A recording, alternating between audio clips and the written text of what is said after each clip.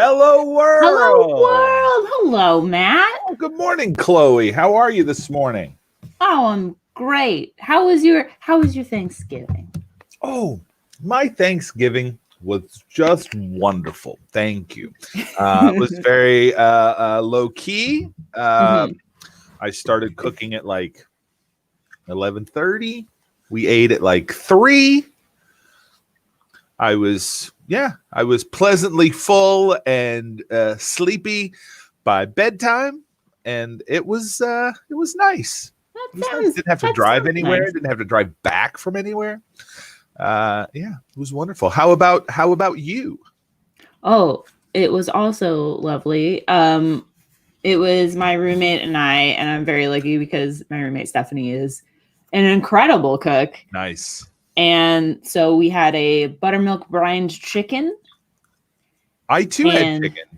oh, Yeah, I did. My wife doesn't really eat meat anymore, so yeah. we did. There was no sense in having a big turkey, Yeah. so I got 2 chickens instead. Oh, good.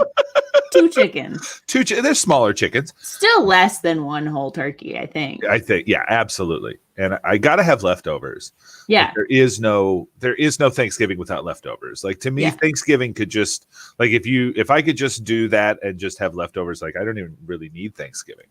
Yeah. Yep. So what did you have besides chicken? What other Well, my contributions were I made my dad's mashed sweet potatoes, Oh, secret family recipe. secret family recipe. Well done. And then my mom's cranberry relish, also secret family recipe. So many Zwiker family recipes. Yeah. Yeah. And they're all secret. Every single one of them. All of them. I can't tell you anything about them. I can tell you there's cranberries in the cranberry relish, but that's Well, I mean, all I'm going to give up. that's important. Like, Yeah. if your cranberry relish didn't have cranberries in it, then that would be an issue. That'd be false advertising. And then we had Stephanie made a Brussels sprout salad and 2 pies. We had a pumpkin pie with a ginger snap crust. What? And a blueberry chess pie. Ooh. What? It's sort of like a custardy Oh. thing. Yeah, it's You good. had It's me at made custard. I love custard. Anything with custard in it, I love. It's so good. Yeah, excellent blueberry flavor. I quite enjoyed that We one. actually didn't do pumpkin pie this year. We got a coconut cream pie, which is my favorite kind of pie on the planet. Yeah. And a chocolate pecan pie, which is Abby's favorite pie. So we had, yeah. I mean, we had pie. We had pie. Speaking of secret family recipes, Yes. Abby was doing a little just kind of decluttering. It's kind of our ongoing mission. And she found her Nana's old recipe Rolodex. Oh my gosh. Which was very cool.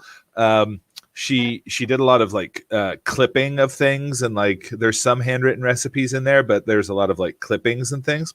And one of the recipes in there is for something called a mock apple pie. Have you ever heard of a mock apple pie? Well, mock means fake, so it's an apple pie without apples? It's an apple pie with absolutely no apples whatsoever. It was a Ritz cracker thing. Oh. Ritz, yeah. It's basically just crackers and butter and apple pie spices in a crust. Incredible. That's I want to take this time to remind our viewers that not every recipe that you find is going to be good. That's a... I don't know if you can really... Oh, yeah. Okay, that music is far too upbeat for apple pie. They're hyped about this fake apple pie. Yeah. So, mock apple pie. I might make it. I might try it. Just to say you did. Just to say I've made one. Please. I think there's vinegar in it. Like okay, yeah, you get some tartness out of that. Cream. No, there's it's 2 tablespoons. Or teaspoons. I'm sorry, of cream of tartar. 35 Ritz crackers. Very specific amount. 35. Yeah. Okay. Yeah. And then just a lot of sugar and butter. Sounds like a dream. Yeah, it really is. So yeah, that was kind of an interesting find. Interesting find. Yeah. All right. Well, let's get into the show. We've got some amazing guests today. But first, let's see. Let's talk our fact of the day. Yes. On this day in 1979, Pink Floyd's The Wall was released, and in 2 weeks, it sold 6 million copies. Oh my gosh! 2 weeks. Matt, I went to see a Pink Floyd The Wall laser show. Oh. I've never seen one of those. I've always wanted to, but I've never been able to go see one. It was insane. Yeah. Because I also didn't know there's like a movie like associated with The Wall. I hadn't seen that. I didn't look it up until afterwards, but there's character crossover between that and the laser show. And so there was a judge that was just like a butt and legs and a wig. Mm-hmm. That was the whole person. Okay. Yeah, that sounds very Pink Floydish. I have not seen the movie either. I have not seen the film either, but I mean, I can only imagine that it's very trippy. Yeah, I would be afraid to see that on drugs. I think I would probably freak out. Yeah, I mean, and especially if you go into it with that mindset, if you're like, I'm gonna freak out, you shouldn't take drugs. If you're like, I'm gonna freak out. Don't do drugs, kids. I mean, don't do drugs unless you know what you're doing. And even then. I don't know. I don't know what brand. I don't know what message we're trying to send here. It's Monday morning. Don't do drugs. Don't do drugs. Going into our trivia question today, which Pink Floyd recording became the first rock album to be played in space? Oh wow! And I'll give you a hint. It's not the one you'd think. Why did they? I'm just gonna say it's not the one that you would think. Why did they send Pink Floyd into space? I mean, I don't think they sent the band. They didn't. The band didn't actually play. Oh, right. Okay. I'm sorry. That would be awesome. No, that would be awesome. Awesome. Big Bird almost went into space. Really? Yeah. Big Bird. This is actually kind of a morbid piece of trivia, but Big Bird was almost on the Challenger. Oh no! That exploded. Yeah. So we were very close to seeing the explosion and then just yellow feathers everywhere. Yeah. Oh, no. That would have been. I mean, it was a terrible disaster. Regardless. Yeah. But the reason that the school teacher Christy McAuliffe was on the Challenger was because she was they're like, well, we can't send Big Bird into space, so let's send a teacher into space. Oh my gosh. Yeah. So nuts. Oh my gosh. I guess. Our first guest, MLav, her roommate, Britt, has a whole PowerPoint presentation on what the world would be like if Big Bird was on the Challenger. Okay, well, I mean, we're going to have that on the show at some point. Guess we're going to have her on the show. I guess we know that we're at least going to have a special, like, commentary or something. I think having Britt as kind of a correspondent would be an amazing choice. That'd be pretty incredible. Yeah. That would be pretty incredible. Morning shows, keeping it nice and light. I mean, that's what we try to do. So there's that. There's that question for you. We'll get to that at the end of the show. So we're going to go ahead and bring on our first guest because, well, I mean, it's that we can't wait. Time. We can't wait any longer. I have no more business. Oh, actually, I do. I'm sorry. One more thing. It's also National Personal Space Day.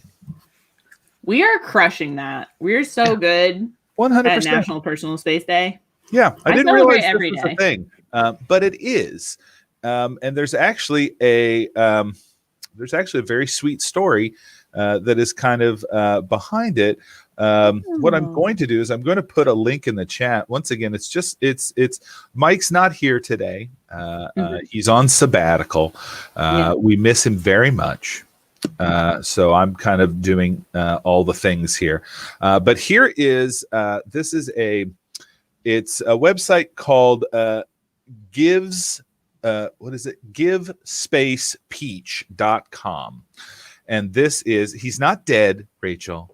No, there's no reason for RIP Mike. He's just taking some time off. He's a wonderful employee that we don't pay.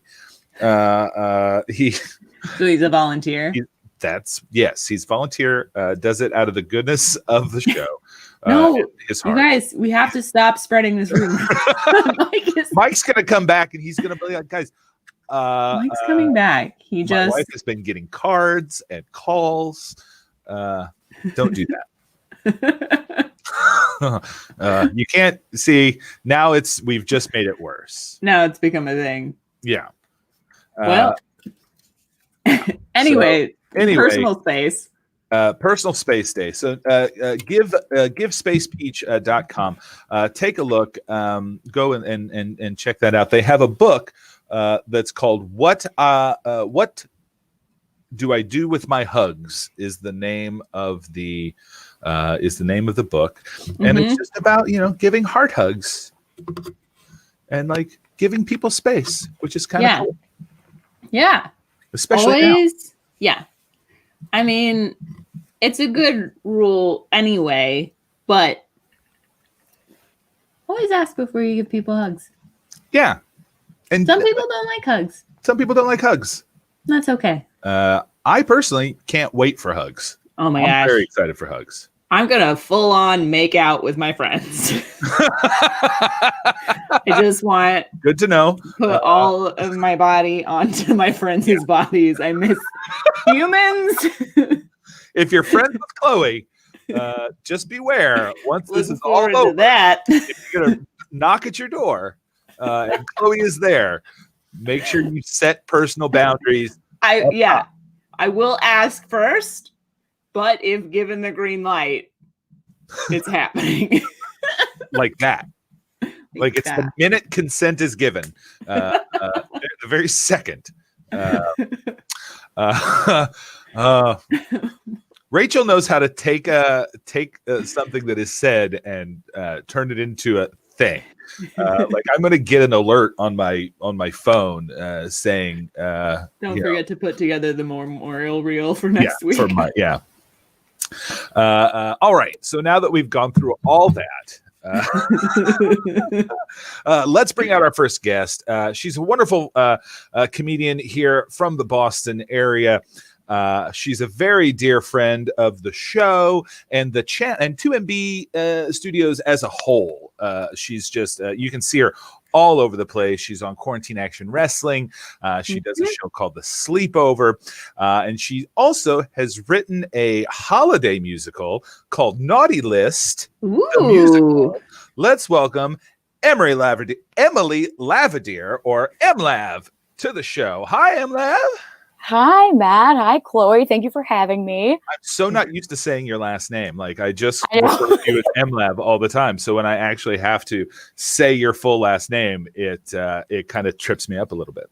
Yeah, a lot of people just think my name is MLav. So when they realize it's just my first name and my last name abbreviated, they're like, "What even? Who? What are you? Who gave you permission? Who are you? It's Laverdiere. Yeah, There's nailed no it. R in the middle. Oh, good. There is an R, but you like it's silent. So yeah, it's like it's Laverdiere, not Laverdiere. Laverdiere. Laverdiere. It's French, huh? Eh oui. So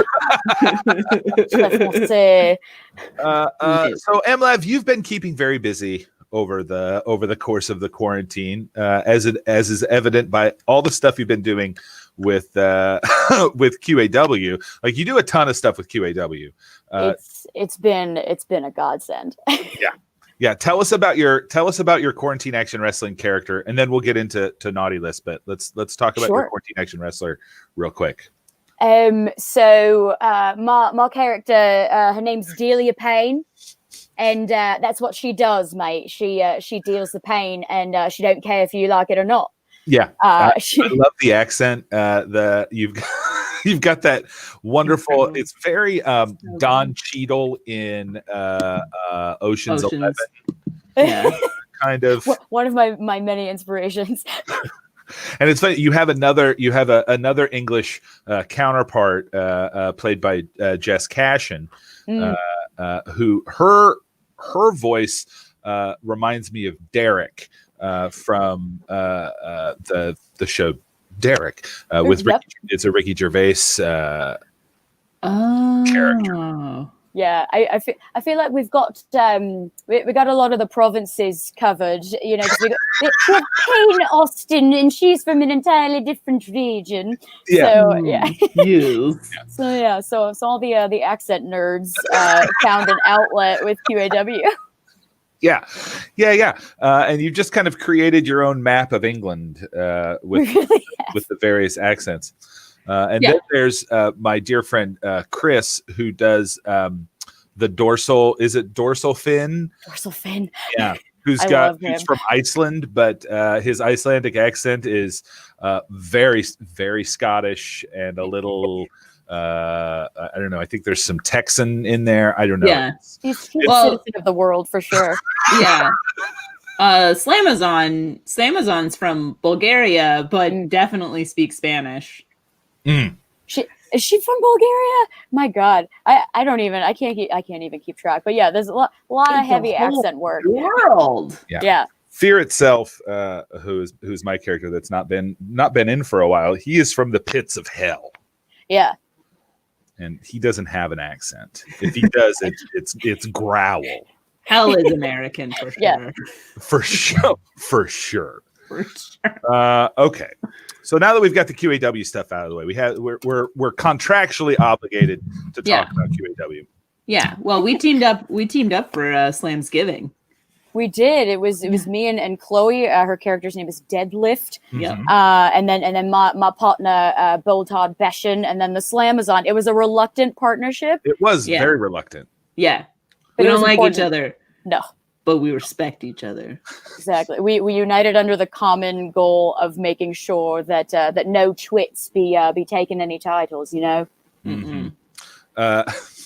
For those of you that don't know what QAW is, Quarantine Action Wrestling is a fake wrestling show that is very real.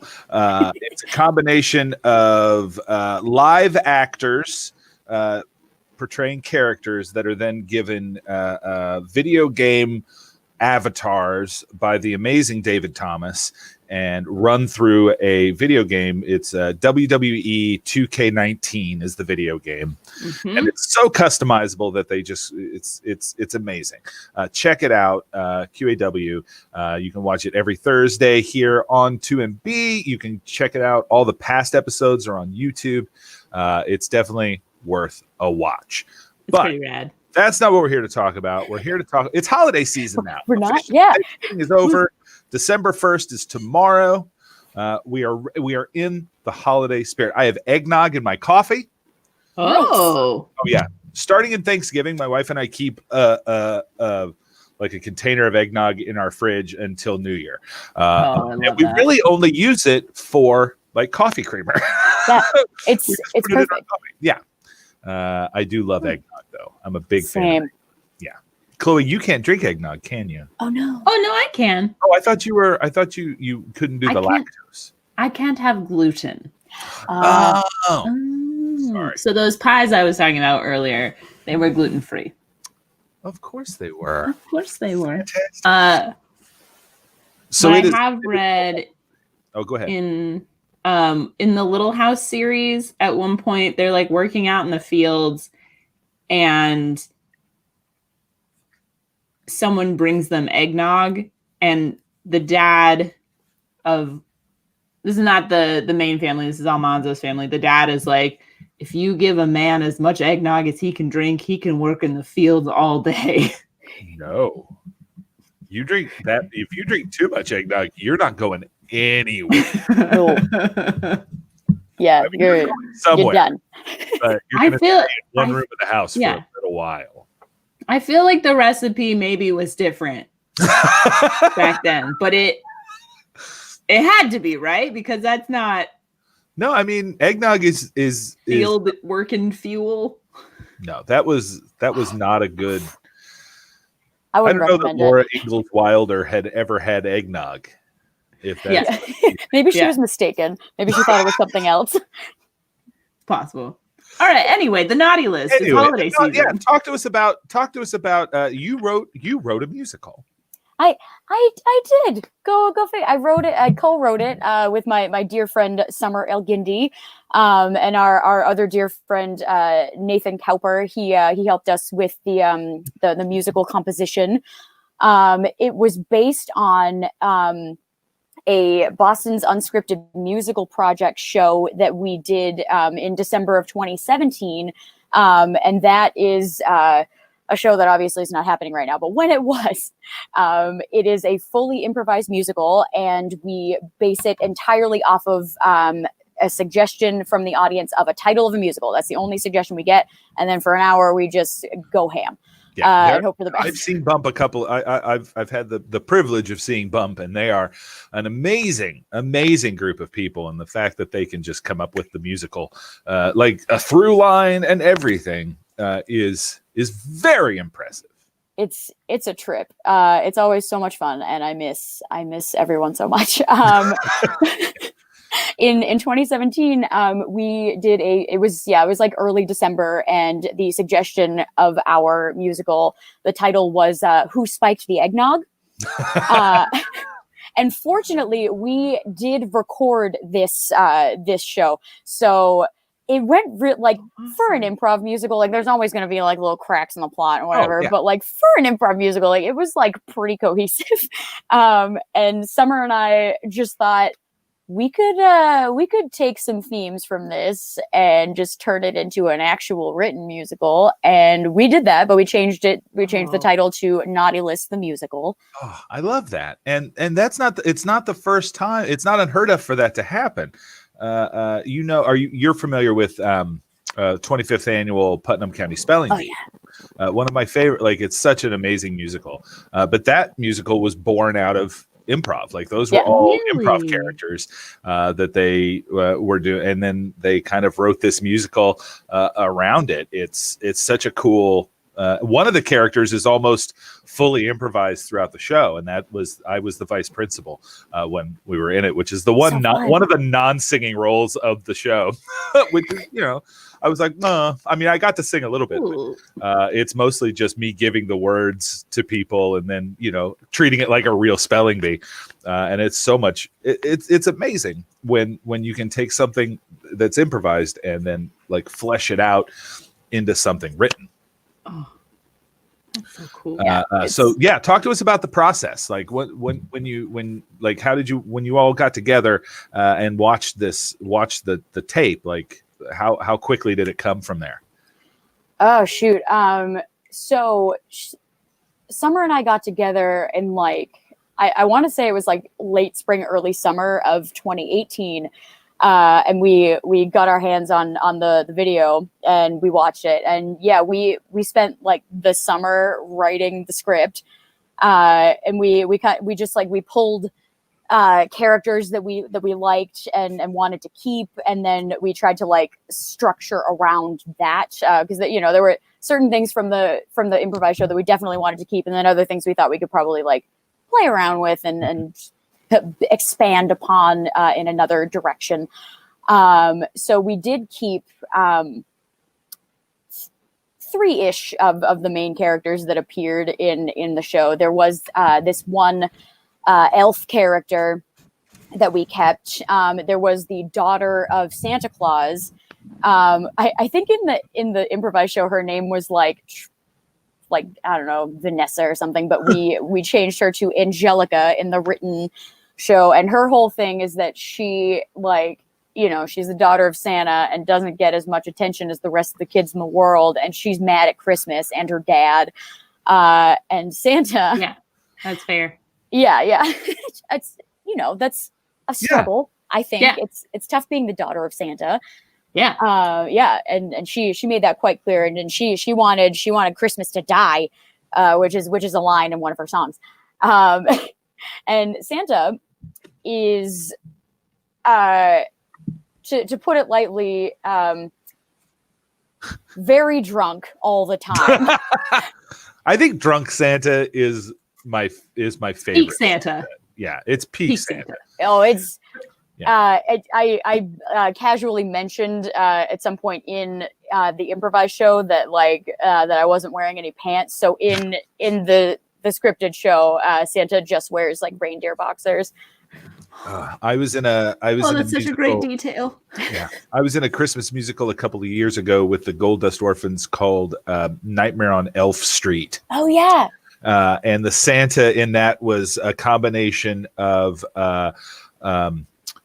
William Randolph Hearst once he had gotten once he had gone crazy and wore tissue boxes on his feet, and the guy from Jaws that was the boat captain in Jaws. And his they did this whole big monologue about shutting down the North Pole, and it was very much like it was exactly the scene from Jaws. And the my dear friend Tim Lawton played Santa, and he had that voice, that kind of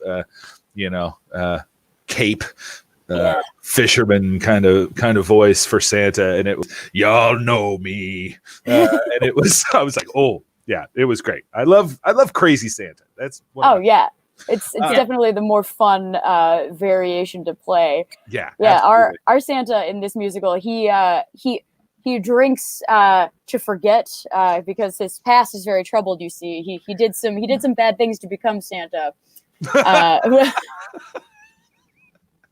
And it haunts him, so he turns to the peppermint schnapps, if you will. I love that. This is a real prop.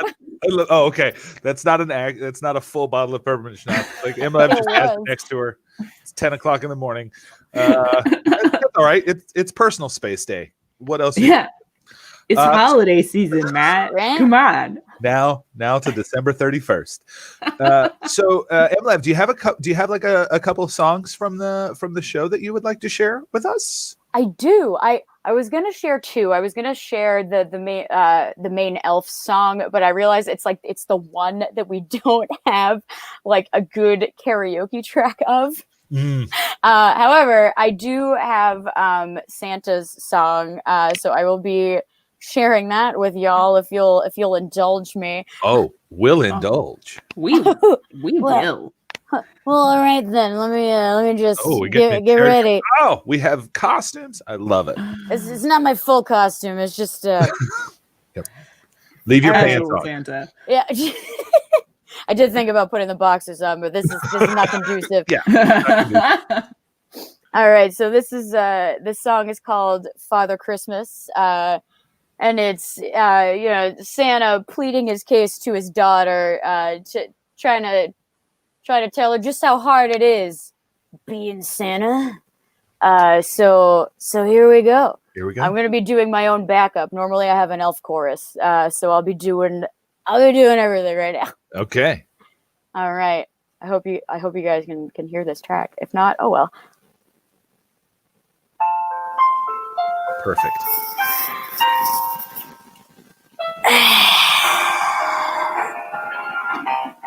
Yeah, what up, elves? Let's go. Yay! Yay! Yay! Yay! Yay! Yay! Father Christmas, yay, yay. Well, being a parent sure ain't easy. How do you know if you're doing it the right way? Oh, but I'm not just a daddy to every child in the world. I'm also a daddy to an entire holiday. I'm Father Christmas. Yeah, yeah, yeah. Christmas is my baby.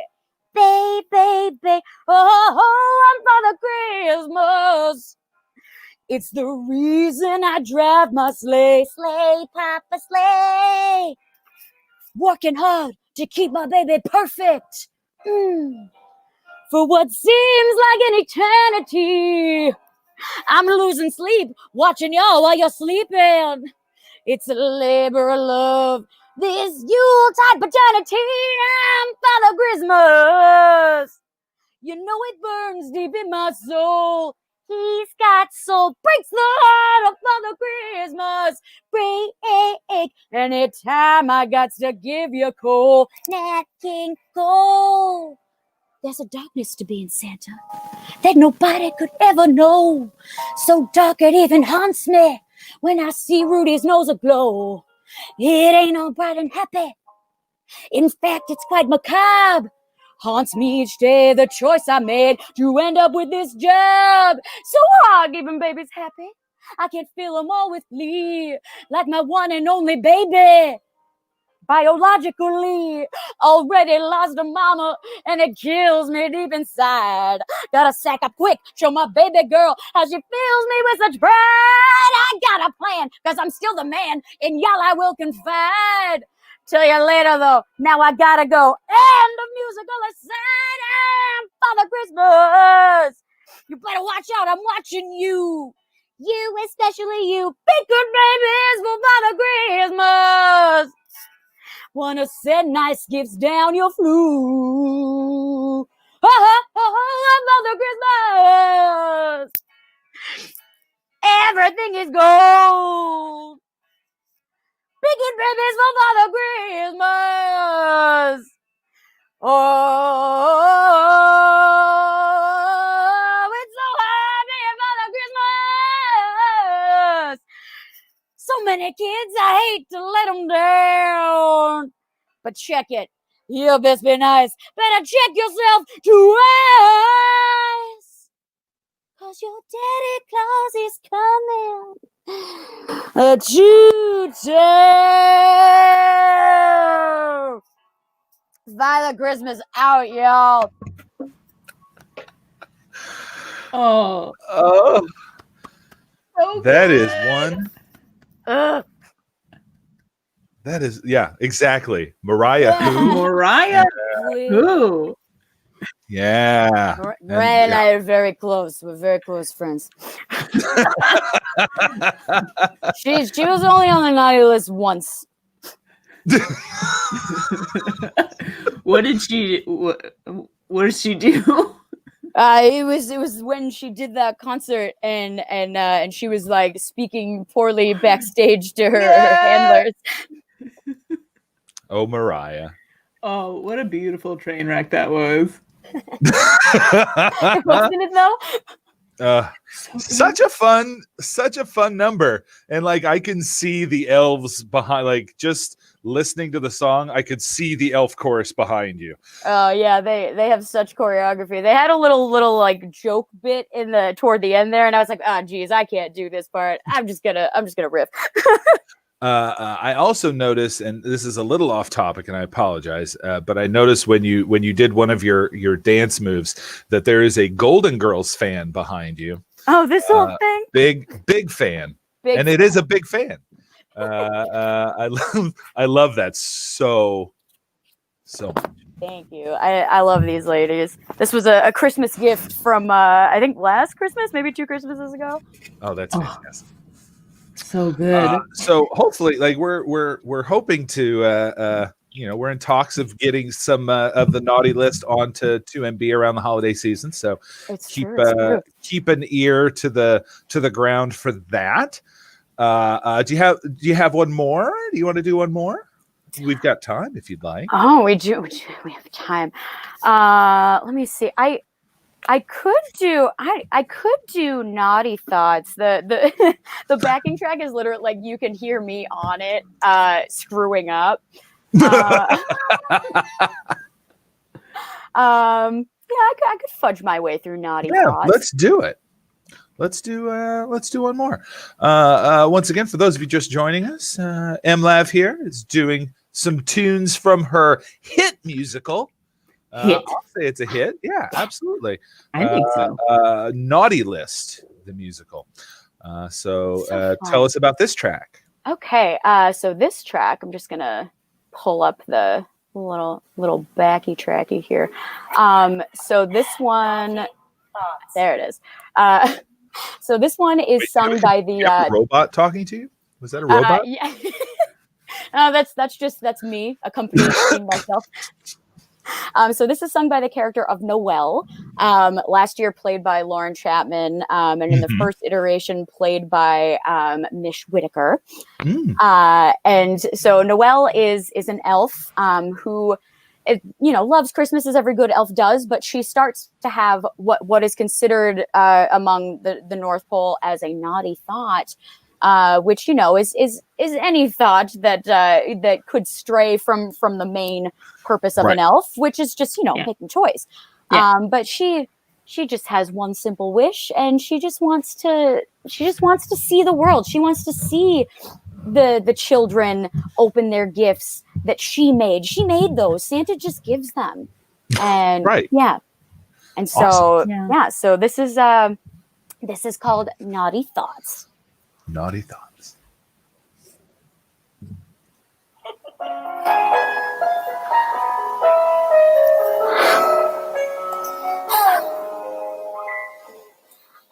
I know my purpose as an elf, and that should make me feel whole. Yet I can't help but wonder what it's like outside the North Pole. I know I should let go of these thoughts, but I like the way they feel. They really turn my Nintendo Switch on. They make me fidget spin for real. I've got naughty thoughts, and they fill me up with mirth. I got naughty thoughts. I want to give the joy I make to everyone on earth. And I see their place all up in my face. Oh, how my heart will race with glee. My naughty thoughts, they feel so good to me.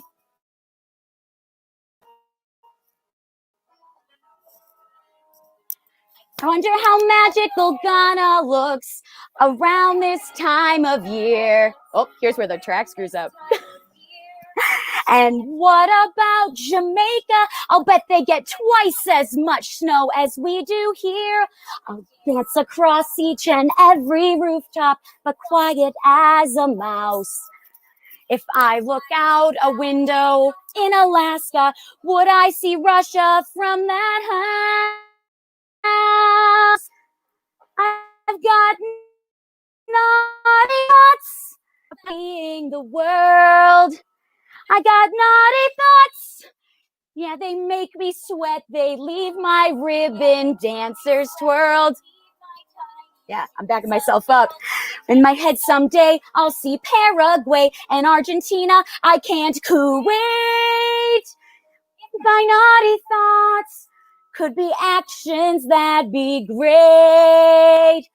Oh, my naughty thoughts, like Coco giving me a stir.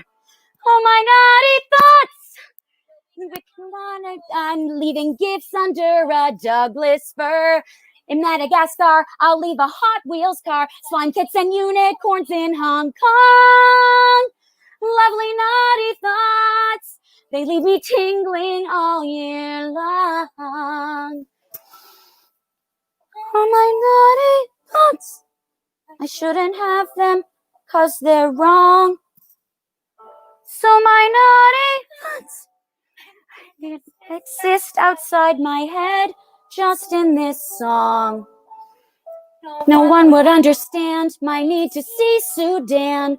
It's something that cannot be.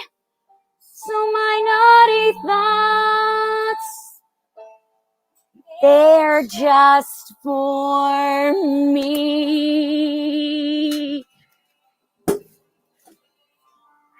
They're just for me.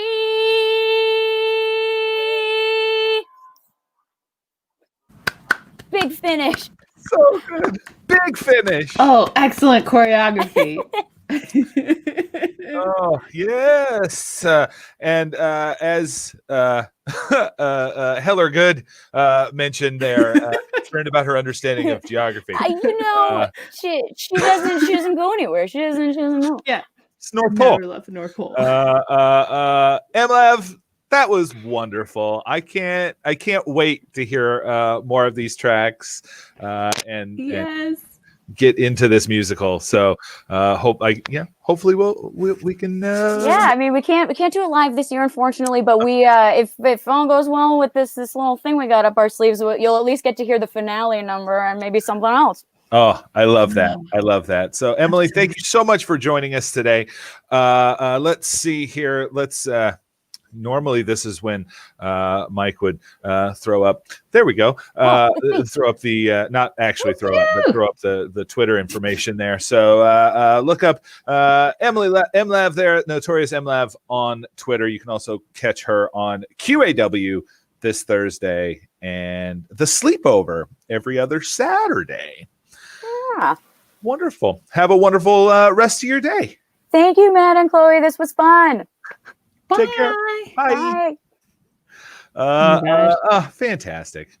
So much fun. So much fun, and such a cool little musical. What a lovely voice she has. Such a wonderful voice she has. It's almost as if she does musical theater on the reg. On the reg. So Chloe, before we bring on our next guest, you have a plug.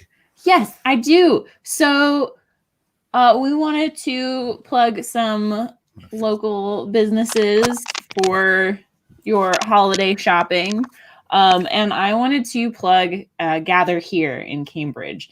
And it's a lovely little store that does, it's like fabric and knitting, yarn, stuff like that. And it's really cool because they can do delivery or you can do pickup. I think they're starting limited browsing in the store soon. But they make it really easy to do cool stuff. So even if you're a beginner, they've got like classes, they've got lots of resources on their website. And I'm really excited because I just got a bunch of fabric and I want to show everyone my new fabric. Yes, show us that fabric. So don't tell my roommates, but I'm making stockings for them. And I got some fabric here. Mm-hmm. And I'm just gonna mix and match these ones. Look at those. Ooh. They're so pretty. And so this one is this one's little ornaments, and this one is little records. It's got little Christmas trees on there.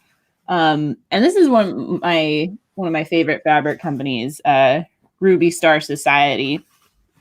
And then this is Kona Cotton, which is sustainable, which is cool. So, and the other thing that I got, which is the same company, Ruby Star Society, I got this face mask panel, and it's just like a yard of face masks, and it's got, you just cut them out, and it has all the instructions along the top of the fabric. So you can either do the curved ones, and you can they have suggestions in terms of mixing and matching. They have little examples there. So you can do the curved ones, you can make those reversible, and then they also have on this same panel, they have the square ones or the rectangular ones, and they have instructions for that as well. And they have all of these different cool patterns, and I'm so excited to make a bunch of new masks. And it's really cool because if you like sewing, or if you got a sewing machine, this was I think this was $15 max, and I'm getting so many gifts out of it. 10 masks at least 10 masks out of it. So I'm pretty hyped. Yeah, that's great. I can't wait to see over the course of the coming weeks. I can't wait to see your progress on those. I will absolutely. That'll be fantastic. And I put the link to gatherhereonline.com is in the chat. So check that. They're great. Still so much show to go. Very excited. I'm super stoked about this next guest. He is an artist, a web comic artist. He's got several projects that he's working on, including Scenes from a Multiverse and Goats. Very I was looking at some of this stuff. It's really cool. It's really weird, and I can't wait to talk to him. So let's bring out our next guest, John Rosenberg. Good morning, John. Hi, how you doing? Good. How are you this morning? I'm good. I'm not used to being up this early. The concept of a morning show is very strange to me. Yeah. Welcome. But glad to be here. It takes a little getting used to. We're on. I think this is episode 27 right now. So I've just recently gotten kind of into it. We pushed it back a half hour too. It used to be earlier. The whole concept of talking over the internet via the video Zoom thing. It just I still am adjusting to that. Just being indoors and away from humans, and it's not ever going to seem normal. Yeah, it's very strange. Yeah, it's surprising to me how normal it is starting to feel for me anyway, because I've been doing it. I guess you can get used to anything. It's like oh wow, it's outside that I'm just like, oh, I don't know that I like this anymore. Yeah, one of my friends went to a wedding this last weekend, and they were safe about it. They all got tested. They all were wearing masks and stuff. And he sent me a picture, and all the groomsmen had matching masks. And it was just like, what a surreal that's time we're Pick living. out your cummerbund, your tie, and your mask set. Yeah. For the groomsmen, like you normally do. Yeah. So weird. It's the Men's Warehouse. It's the new Men's Warehouse thing. That's something that they do. Square. So John, you are I've been looking at some of your comics, and they're fantastic. Oh, thank you. I'm just going to pull up real quick. I think this is your latest one. Oh, that's actually a little old. That's Goats. Oh, okay. My earlier comic series that ran for 13 years regularly. Oh, and it's on hiatus at the moment. Oh, okay. But, So there's about 4 books worth of material up on the site. And hopefully it'll get finished someday. Well, it's fantastic. I love it. Talk to us about kind of your process. How did you get started doing webcomics? Oh wow, it's been a while. It's been almost 24 years now, I think. Wow. And we started. I started working on comics. There weren't any other comics online that I was aware of at the time. It was 1997.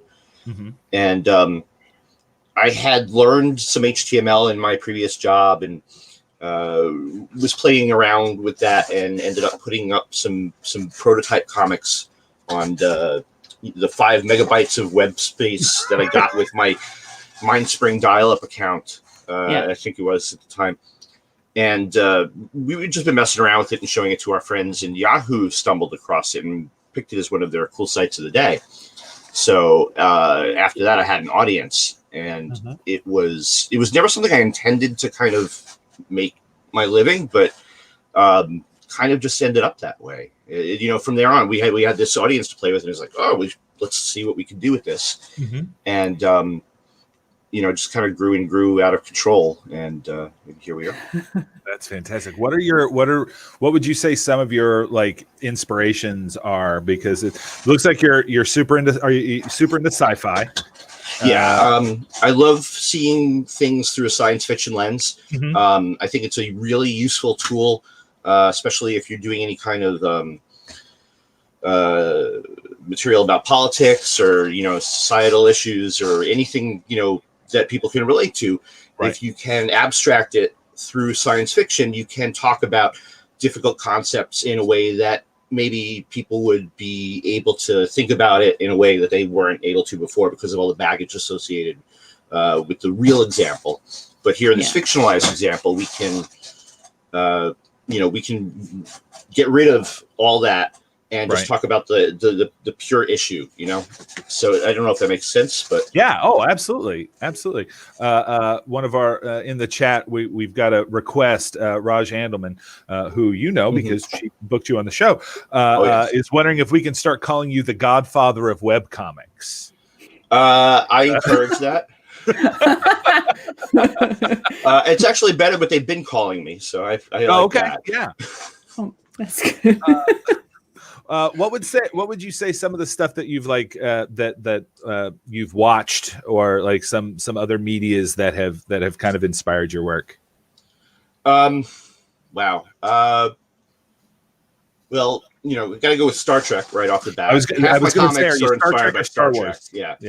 I love Star Wars. It's great, but it never inspired me the way Star Trek does. I think the show is just incredible, and it's it's a positive outlook on life in the future, and I think that's something we're kind of lacking right now. And it's so my work does not have a hopeful message. It tends to be dark and sinister, but there's always that hope in the background that by acknowledging these problems and laughing about them, we can hopefully come together and make them better. Have you watched any of the Wilbur, the kind of the Star Trek spoof that Seth MacFarlane? The Orville, yes. Oh, the Orville. That's what I meant. The other Wright brother. I was half right. I did watch it, and it took me a while to give it a shot. I was very hesitant because I've seen his other shows, and I'm not a huge fan. Believe it at that. And I said, okay, I've got to at least give this a try. And I watched every single episode of 2 seasons, and they've got the format down perfectly. Right. But it's missing the soul of the show. I feel like they don't understand the politics of Star Trek and why it is the way that it is, and what Gene Roddenberry was thinking when he came up with it. And it's hard, if you don't really understand the show, it's hard to make a good parody of it, or an homage, or whatever they want to call it now. So it's not my thing. Right.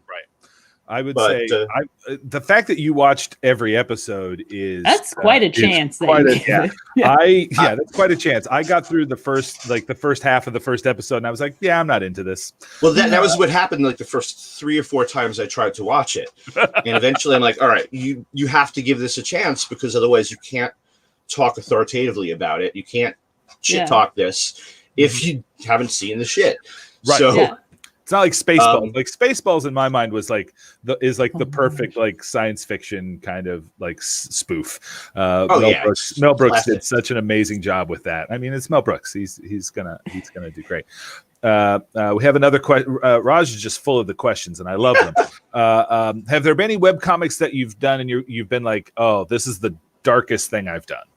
Like what's kind of the dark, like where you're maybe you shocked yourself a little bit? The one that keeps getting mentioned to me is there's one where a couple of people are earnestly discussing why they each screwed up the election for the other one, and then Donald Trump is in the background literally eating the head off a baby as they argue. So that one people tend to mention is one of the darker ones that they enjoy. Yeah.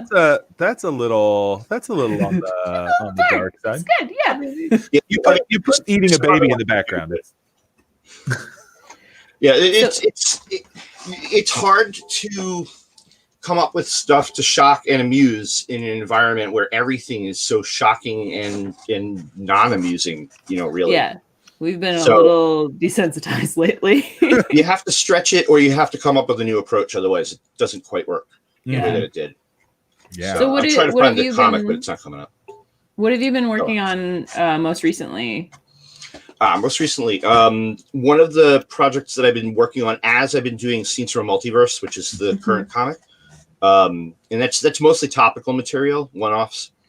and but every so often I do a comic in that series called Dungeon Divers, which is totally fictional. Doesn't have any real world bearing. Takes place in a planet-sized dungeon in a dark corner of the multiverse, and we follow a team of professional dungeoneers as they go to the core of the planet and what they find there. Oh wow! So so I've got about 100 pages of that ready right now, and I'm trying to finish that up, and hopefully we'll have a book out sometime next year. Oh, that's so cool. What's the process? The process of putting out like a book has to be, especially with web comics, or with like comics like this, because it just feels like there's so much work goes into like 5 panels. To do a book of that, which is however many pages at 5 panels of per half page or whatever, about how long does it take you to like get a book out? Just to create the material, well, it used to be a lot faster. Let's say there's about 140 pages in a book. In back in the day when I was producing at top speed, I could do like 3 full color comics a week. So you might be able to do a book every year and a half, along with the other work that has to be done, like the layout and the design and Kickstarter marketing, etc. So I'm backlogged. I've got a lot of material that hasn't been published yet, but hopefully we're going to be getting to that pretty soon. Yeah. Has the pandemic changed? Like, how has the pandemic kind of changed how you work? Because this is I mean, I'm assuming it's very you're the main person, here. Like, do you have other people that you work with? Like, and how is that kind of? Yeah, I couldn't do this all on my own. It's impossible to wear all the hats. Right. My wife is my biggest partner. She helps me a lot with. She's a graphic designer, so she does all the book layout and design. Oh wow! The books look fantastic when she does them. So I'm very lucky there. The fine folks at Topatico do all my merchandising and fulfillment for me, so I don't have to stuff envelopes or do customer service, and I can focus on drawing. And we have a couple of partners like that we work with. That's fantastic. And has the pandemic changed any of that? Like, has it not like my day to day? I'm pretty much work on my own most of the time.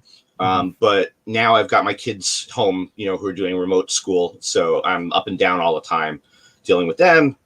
And just the general strangeness of it is it's a very weird job in that I spend a lot of time in my head just thinking and staring out into space. You might say he looks very lazy, but no, it's working. It's all up here. Yeah. Oh yeah. So there's you have to spend a lot of time in that space, and if your mind is completely frazzled from dealing with 250,000 dead Americans and coups and whatever things you're reading about in the news that day, it's very difficult to focus sometimes. And I've been I'll be honest, I've been having a lot of difficulty producing comics during this time, and I've been trying to focus on other stuff that I need to get done to stay productive. But yeah, I'm looking forward to things hopefully normalizing at some point. Yeah. That sentiment is very much the same here. So I'm looking at like one of your looking at the multiverse comic here. This one's great. I love this. I love these aliens. So with an alien like this, how do you even where does the inspiration for this come from? You're like, it's an alien, so it can look like anything you want. Where did these aliens come from? Their look was not inspired by anything in particular, aside from just playing around with shapes on the page. I draw different aliens, a couple times a week, and if I had any inspiration for their particular designs, they've run out a long time ago. So now it's just trial and experimentation. I love that, and to see what I come up with that I like. It might be driven by the needs of the script, sometimes. But for these guys, I just wanted fun looking, guys with feathers on their heads. So. Yeah, I love the and this is obviously so topical as to what's going on right now, but it's like you're reading it and you're like, oh, this is so funny, but at the same time it's like, oh yeah, no, this is the truth is extremely funny, but also so depressing right now. Yeah, I also love the tradition of if the loser, where does the loser have to go? He gets thrown into a flaming monkey pit. Yeah. Which, I mean, just the idea of a flaming monkey pit is not pleasant. No. Like a Squire monkey founding pit in fathers said general. no monkey pits. Yeah. That's it's so good. It's so good. Or just a multiverse.com. Check that. I think if you go to scenesite.multiverse.com, it also works, but a multiverse is easier to type. Yeah, oh, absolutely. Absolutely. It's all about giving the people at home the least amount of keystrokes exactly to get to where you want to go. I think that's one of the reasons that goats.com was so popular at the beginning, was because it was only five letters. Yeah. I said I Easy was enough talking to somebody about goats.com and they're like, how did he get goats.com? I think it was available for like a half an hour in 97 at some point. So, and I just managed to get it in that interval. I don't know how. Oh my God. But incredible. It's all about how early you get into the internet in 97. I mean, it was. Luckily, I am very, very old. I feel you there. There's a lot more white in this beard than I really care to talk about. Fantastic, John. Well, do you have? I know Chloe was asking about like projects you're working on now. Do you have anything? You've got maybe a book coming out next year. If someone were to want to kind of maybe get some stocking stuffers or a gift for someone else, where would they go to support you? If you go to the A Multiverse site, amultiverse.com, in the top nav there's a store link, and that will take you right to the stocking stuffer section. I found it. We've got t-shirts and books and stickers and phone cases and all the usual stuff, and chicken action figures and that sort of thing. I'm already a big fan of the Be Kind shirt. Yes. That I think I might end up getting for myself. Please do. Amazing. Yeah, I'm just gonna. It's a morning show. It's low cussing, but it's not no cussing, and I'm not gonna say it. But I think this is everyone needs to get. Yeah, it's a pretty good life motto. Yeah. That's definitely a good sentiment, and I'm hoping that is one of your top sellers. Yes, absolutely, for the holidays. John, thank you so much for coming on the show. Oh, no problem. Thanks for having me. This is great. Been fantastic. I look forward to seeing more of your work, and I'm going to get some of this. I'm just looking at all the swag, and I was like, get some of that holy crap, merch. you've got a ton of stuff on here. Yes, please. The enamel pins are great. Get those. Yeah, the Republicans for Voldemort. Eller Good is very impressed. Yeah. Yes, that's right. That's right. Yeah. That's great. I've seen those around. Those we've been making since 2003 now. It's going to be officially a classic in a couple of years. I love that. So, and yes, I am a big fan of swag. So if there's swag, I'm super into it. Well, John, have a great rest of your day, and thanks for coming on. Thank you. You too. Take care. So long. Bye. So much cool. good stuff. Yes. So excited. Now that I have found this swag shop, I am going to be all over this. Or if anyone wants to get me a gift, I'll just throw that out there. That's a perfect place to do it. I'd take just about anything off that site. Now, I would be remiss talking about that swag shop if we didn't talk about, of course, we have a new 2MB swag yes. shop as well, with tons, not tons yet, but close stuff on here. We've got, Chloe, for you, I made a gluten-free option of the merch. Oh, thank you. Without the bread. And then, of course, this is, specific to this show. We have the Hello World, Oh, I'm so coffee excited mug, about this. which I have one on the way. So I hope to see that next week. oh well, it's 7 to 10 days from when I Okay. ordered it. So I don't know. All right. Hopefully Fingers within the next couple of weeks. We'll see it this month. Pardon me. I'll get that. So yeah, if you go to let's see, if you go to tpublic.com/ too much bread is that swag shop. So head over there, grab some stuff. Also head over to John's swag shop, get some of that stuff. Yeah, You're gonna be all set for the holidays. all set for the next few holidays and friends' birthdays. So yeah, Valentine's Day, we got you covered. we got you covered. Now I do want to do I want to return to a segment that we haven't had in a good long time. Gosh. I'm so but excited. I'm very excited. We are going to bring back Matt Snacks.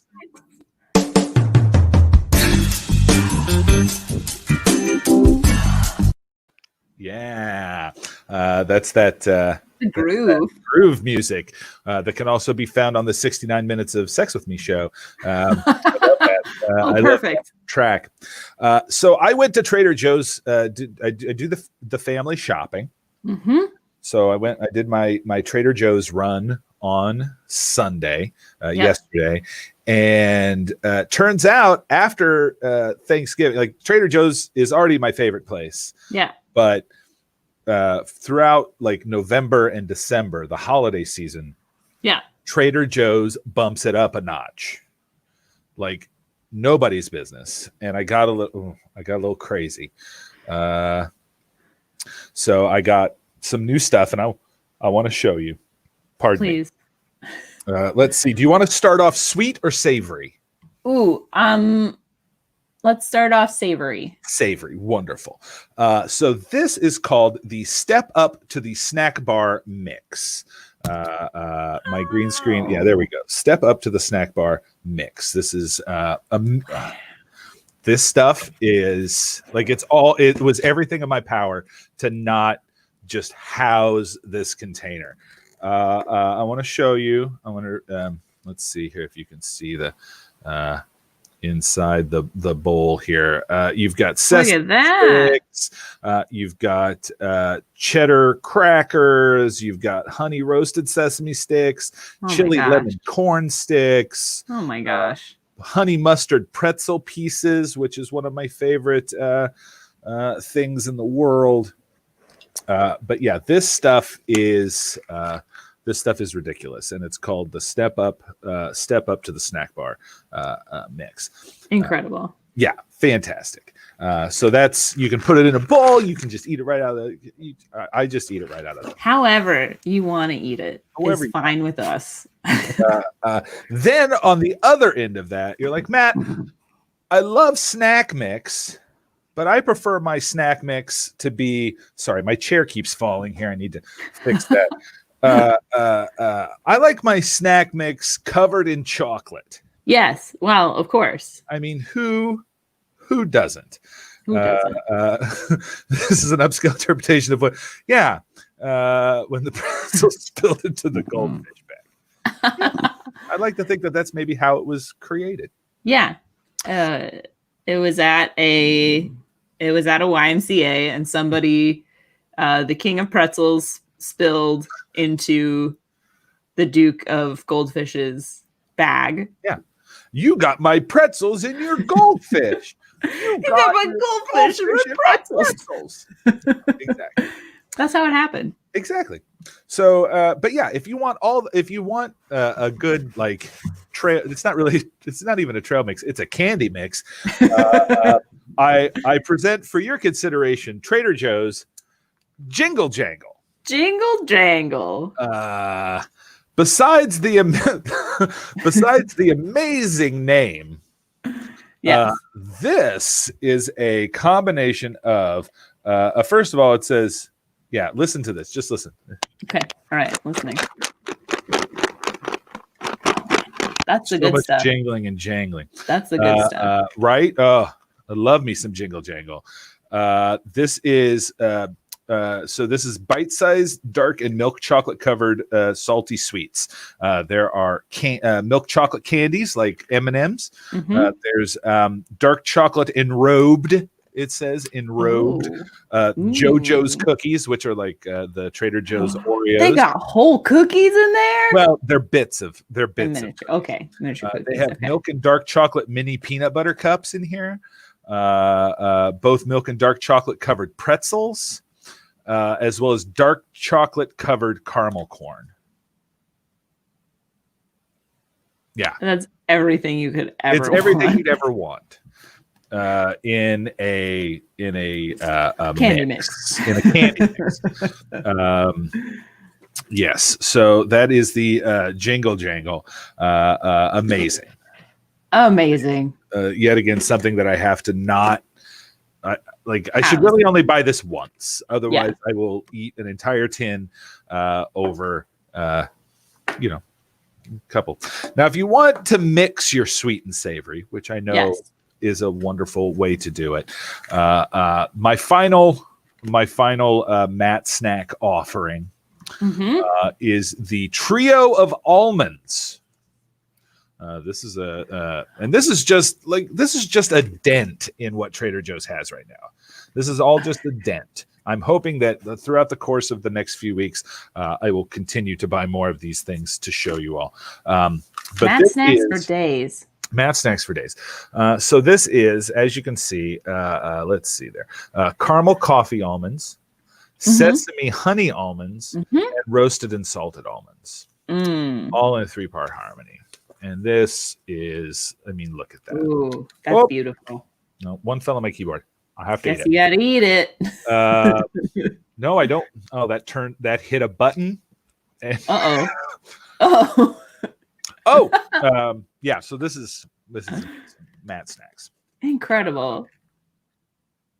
Oh, that was a sesame honey almond. Yum. That's another show I'm going to do. It's just going to be me on screen, just eating snacks. It's just going to be snack reviews. Yeah. ASMR. Eating. Yeah. Perfect. Yeah. Also, you remember last week when I said that my mouse and keyboard was being all weird? Yes. I figured out what was wrong. I had a wireless keyboard that I had changed out to a different keyboard, and the power was still on it, and something had hit it and was holding the control button down on a completely different keyboard that I didn't even have. Incredible. So, yeah. So that was what happened last week. But that was a very rousing episode of Matt Snacks. Very excited about all these. I'm stoked. Yeah. I love Trader Joe's. Right? Like it's the only issue I have with Trader Joe's is like once December is over, once January, New Year's is over, you can't get these anymore. Yeah. Like they until don't next really year. Restock. They had these amazing gluten-free pumpkin bagels, and they're out, and they're not getting any more back, and I'm very upset about it. They have a gluten-free chocolate chip cookies over there that are pretty good. Unbelievable. Like pretty good. I am all gluten all the time kind of guy. Yeah. I love R.I.P. Pumpkin Bagels, but not R.I.P. Mike. Mike will be back next week. Mike will be, and Pumpkin Bagels will be back next year.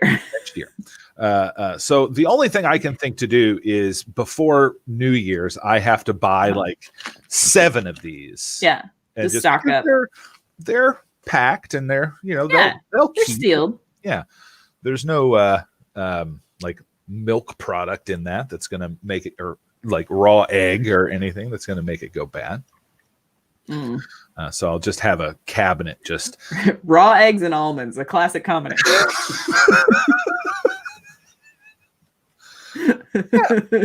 You want to make sure you keep your raw eggs and your almonds separated. Yeah. Fantastic. Well, we're kind of winding down. We got a little bit more time here. Let's do some birthdays. You want to do some birthdays? Yes, Happy please. birthday. Happy Let's birthday. birthdays today. Happy birthday, Mark Twain. Happy birthday, Dick Clark and Ridley Scott. Wow. Some of the birthdays today. What an array of humans. What an array of human beings. Two of which aren't around anymore to celebrate their birthdays. But Ridley Scott's still kicking. Still kicking. And then let's see. This week, tomorrow, Mary Martin. I don't know. Are you familiar with Mary Martin? No. She played Peter Pan in the original musical that was filmed for TV. I know who that is. Yes. My middle sister, she used to watch that. We had that on VHS, and she used to watch it on repeat. Like when it was over, we had to rewind it and start it again. Also, Richard Pryor on Tuesday and Bette Midler. Wow. Happy birthday, Bette. Love that. Wednesday, Britney Spears, Lucy Liu, and Nelly Furtado. Thursday, Ozzy Osbourne, Julianne Moore, and Amanda Seyfried. Yes. And then Friday, everybody's favorite dude, Jeff Bridges. Oh my God, Jeff Bridges. And Mr. Beyonce himself, Jay-Z. Look at that. Good old Mr. Beyonce. Yeah. Oh, and then we have happy birthday to Amy's cousin, KC, who isn't watching and whom we don't know. But still, happy birthday, Casey. Happy birthday, Casey. I hope that your cousin Amy is doing well, and you should thank her for, caring about your birthday so much.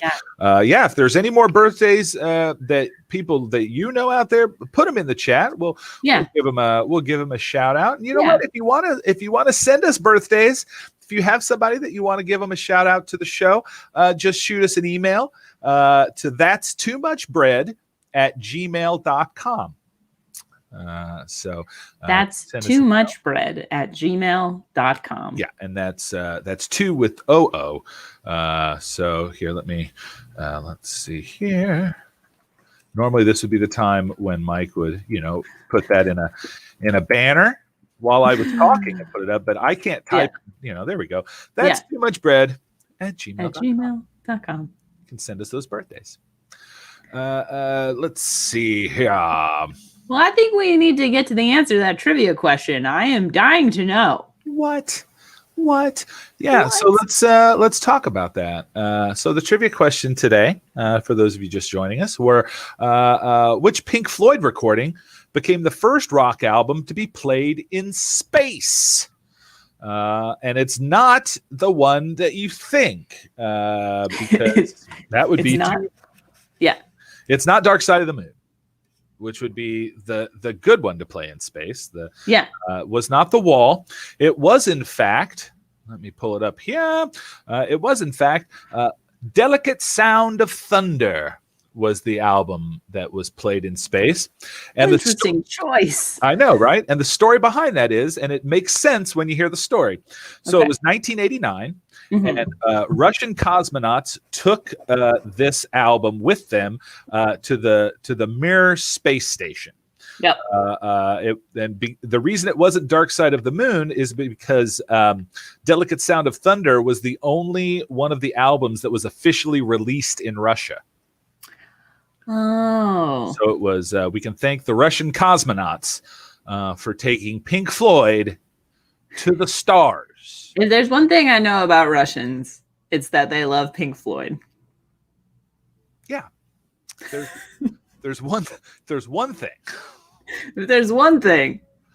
So while we're wrapping up here, let's do some plugs here.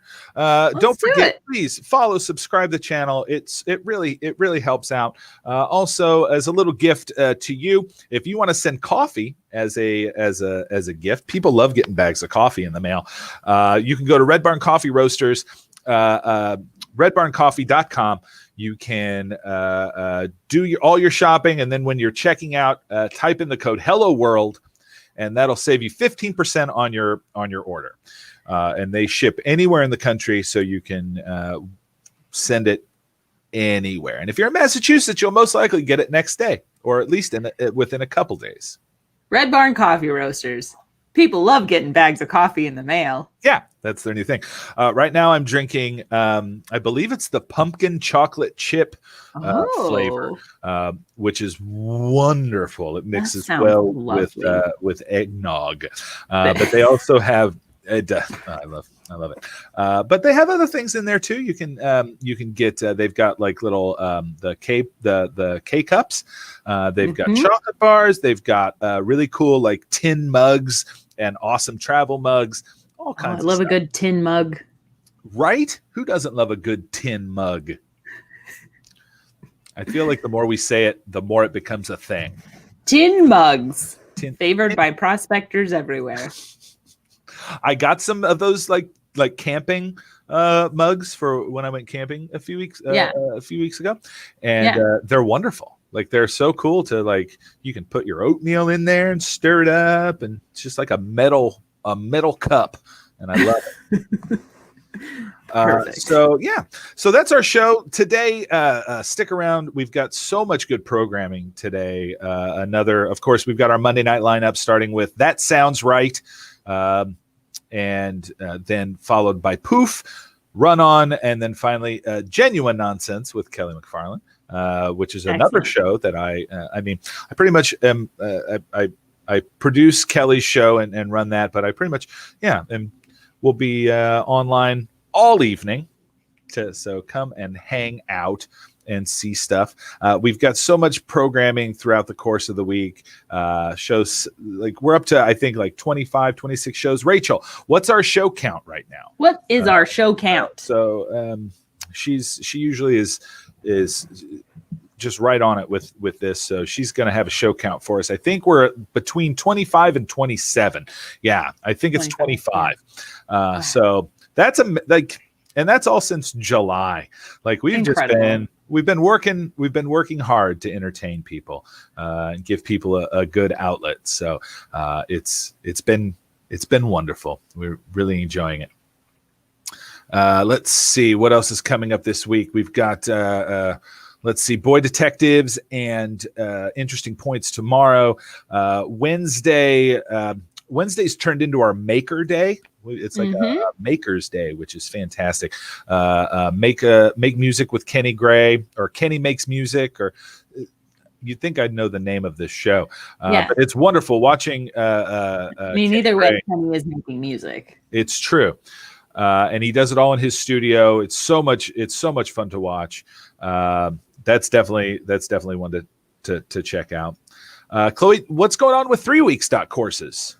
3 weeks courses. I believe we're starting another round of courses this week, and I'll be offering the Less Pain More Gain again.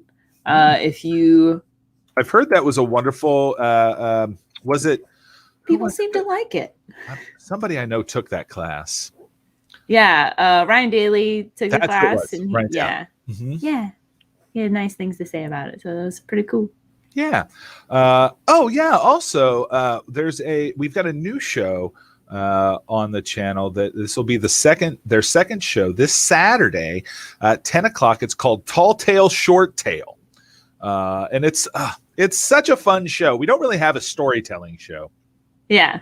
Until now, we do. We've got one now. But it's great because what they do is the storytellers come on. They tell, as storytellers do, they tend to tell very elongated stories and do tend to pontificate on various details.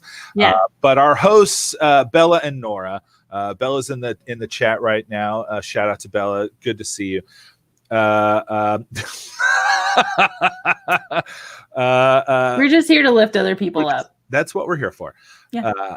They basically are like, you know what, that was a great story, but you should tell it shorter. And they give them an amount of time that they then have to condense their story into that amount of time. I love that. Yeah. Editing on the fly. Yeah. It's great. It's a lot of fun. Some really fun stories on that. And I believe this is their holiday. This is their holiday show. So we're going to all holidays and all LGBT this week. Fantastic. So yeah, tune into that Saturday at 10 o'clock. I can't wait. Yeah. Bella, you are now officially the producer of the show. So anything you need us to say, you just let us know. Well, that's our show. Chloe, do you have any final words of wisdom for people? Yes. That's the new segment we're trying out called Chloe's Words of Wisdom. Chloe's Words of Wisdom. This week, make sure you've got your snuggly apparel. If you got a shawl, you got a scarf, got a little hat. Sort it out. Get it ready. Because winter. Because winter. Thanks, everybody. Have a great rest of your morning and rest of your week. And we will see you next Monday. Take care. Bye-bye. Goodbye, world.